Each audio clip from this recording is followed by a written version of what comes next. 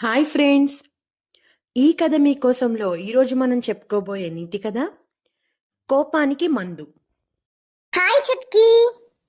Hi చోటు, చెప్పు. ఏం లేదు చుట్కీ, మన ఈ కథ మీకోసం వాళ్ళు కథలు పెట్టడానికి ఎంత కష్టపడుతున్నారు. కథలు చెప్తున్నారు, ఎడిటింగ్ చేస్తున్నారు, మంచి మంచి కంటెంట్ ఇస్తున్నారు, ఇంకా మోటివేషనల్ కోట్స్ కూడా పెడుతున్నారు. అవును చోటు, మరి సబ్స్క్రైబర్స్ ఎందుకు చుట్కీ ఇంత తక్కువ ఉన్నారు వీళ్ళకి? ఫ్రెండ్స్, మరి మీరు కూడా వీళ్ళకి సపోర్ట్ చేయండి. లైక్ చేయండి, షేర్ చేయండి, కామెంట్ చేయండి, సబ్స్క్రైబ్ చేయండి, మర్చిపోకుండా బెల్లును కూడా క్లిక్ చేయండి. సరేనా చుట్కీ, ఇక మనం వెళ్దామా? అసలు నిజంగానే కోపానికి మందు ఉందా అండి? ఉంటే అదేంటో మనం ఈ కథలో తెలుసుకుందాం. అనగనగా కృష్ణాపురం అనే ఒక గ్రామం ఉండేది.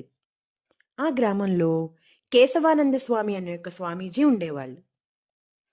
ఒకరోజు ఆయన దగ్గరికి రమణ అనే ఒక యువకుడు వచ్చాడు.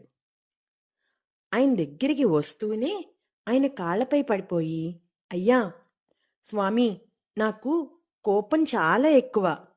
నా మాటలు చాలా కటువుగా ఉంటున్నాయి.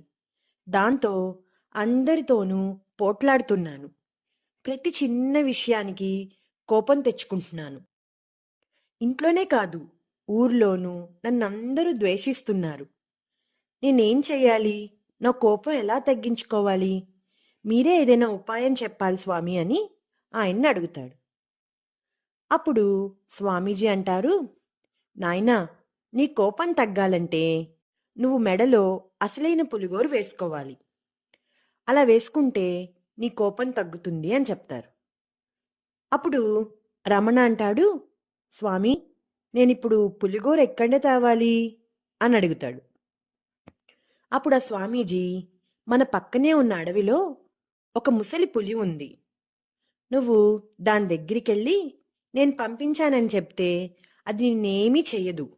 వెళ్ళి గోరు తెచ్చుకో అని చెప్తారు. సరే స్వామి అని చెప్పి మర్నాడు ఉదయమే లేచి రమణ అడవికి బయలుదేరతాడు. అడవికి వెళ్ళి అక్కడ బక్క చిక్కిపోయిన ముసలి పులి దగ్గరికి వెళ్ళి ఆ స్వామీజీ పేరు చెప్తాడు. దాంతో అది ఏమీ చేయలేదు. కానీ అది రమణతో ఇలా చెప్పింది, నాకు వయసు అయిపోయింది కాబట్టి నేను వేటాడలేకపోతున్నాను. నువ్వు నాకు ప్రతిరోజు ఆహారం తెచ్చిపెడితే నీకు గోరిస్తాను అని చెప్పింది. అప్పటినుంచి ఆ రమణ ప్రతిరోజు దానికి మాంసం, చేపలు తీసుకువెళ్ళడం మొదలుపెట్టాడు.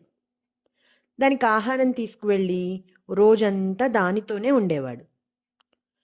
ఆ పులికేమో కళ్ళు కనిపించట్లేదు, పైకి కూడా లేవలేకపోతోంది. అలా ఉన్నదాన్ని చూసి బాగా జాలిపడడం మొదలుపెట్టాడు. దాన్ని ప్రేమగా దగ్గరికి తీసుకునేవాడు. అలా రోజు చేయడంతో ఆ పులి మీద చాలా ప్రేమ ఏర్పడింది. ఒకరోజు ఆ పులి ఆ రమణని దగ్గరికి పిలిచి, నాయనా, నేను చనిపోయే సమయం వచ్చింది. నేను చనిపోయాక నా గోళ్ళు తీసుకెళ్ళు అని చెబుతూ కన్ను మూసింది.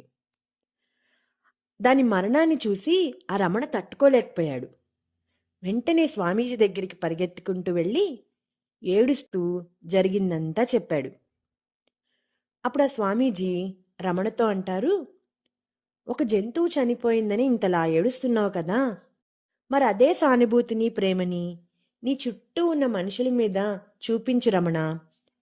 నీ మనసు లోపల ప్రేమ, జాలి ఉంటే సరిపోదు, దాన్ని ఎదుటి వాళ్ళ మీద చూపాలి. అలా చూపించడం మొదలు పెడితే నీ కోపము తగ్గిపోతుంది, నిన్నందరూ ప్రేమిస్తారు అని స్వామీజీ చెప్పారు. అప్పట్నుంచి రమణ ఎదుటి వాళ్ళని ఇబ్బందులు పెట్టకుండా సౌమ్యంగా మాట్లాడడం కూడా నేర్చుకున్నాడు. అందరి బంధువు అనిపించుకున్నాడు. ఈ కథ మీకోసంలో ఈ కథ మీకు నచ్చిందా పిల్లలు? నచ్చినట్లయితే లైక్ చేయండి, షేర్ చేయండి, కామెంట్ చేయండి, ఇంకా సబ్స్క్రైబ్ కూడా చేసుకోండి. గంట కొట్టని వాళ్ళు కూడా గంట కూడా కొట్టండి.